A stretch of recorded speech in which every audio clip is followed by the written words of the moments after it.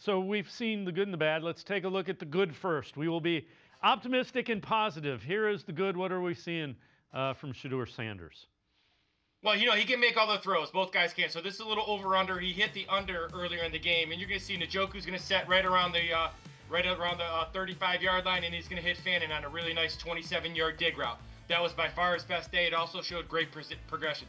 You can also see him. He's jumping in the pocket. So even though he makes a good throw, he's got to learn to not have happy feet and stay calm in the pocket. Does a nice job here, moving his feet, getting a scramble for a first down. That's kind of that ability to make plays in a game.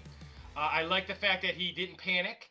I like the fact that the game wasn't too big for him, and I like the fact that he seems to have a pretty good head on his shoulders. Some of the issues are still there, but I tell you what, we'll see what happens. Again, I try to stick to what I see on film, and I get a lot of conflicting things. All the faults that are there with both of these guys are still there, and all of the things they can do well are still there. He's extremely accurate, makes all the throws, and plays with a lot of confidence. Let's hope that carries over Sunday for sure. All right. The one thing I would say is there were a couple of throws already where it was like, wow, I like what I see. There are a couple of big-time throws that he has in his arm, and I think we're going to see that in any game that he plays. Well, it's funny. The idea that either of these guys is going to be way better than the other one, or they're going to be NFL caliber, it's way too early to say that. And as a guy who watches a lot of film, I gotta wait myself. And I don't care what happened in college. I don't care what happened in his first preseason start with both these guys. We'll see what happens with a week work. But what I tell everybody, 2 or 3 days of practice is not going to change too much. Now, he'll have a pretty good idea of those script plays that are very important this week. The importance is going to be, can he protect the ball into the second, third, and fourth quarter when the defense starts to make their adjustments as well. But I think you're right, Dave. He's going to make lots of really good throws, and he's going to make lots of really bad throws. That's the nature of a young quarterback.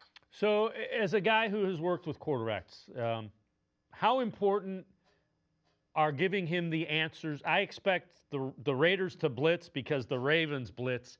How important are the answers when you get this look? This is where we're going. This is your hot. This is what you do.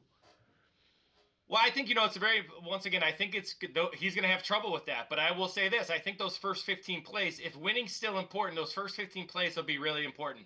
I expect in true passing situations, the Browns to be an empty. Shedeur did a really nice job at Colorado when he was an empty with zero pass protection, getting rid of the football. And there's two ways to beat a blitz. You can block it or you can beat it.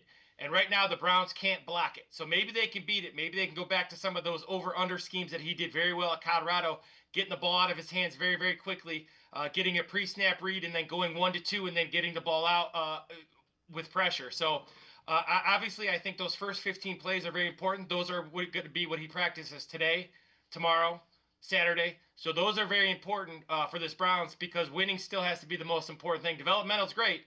But if the Browns are going to score points and win, and if the Browns are going to get 10 to 14 points on those first couple drives, that'll be enough with this Raider offense and the strength of this Browns defense.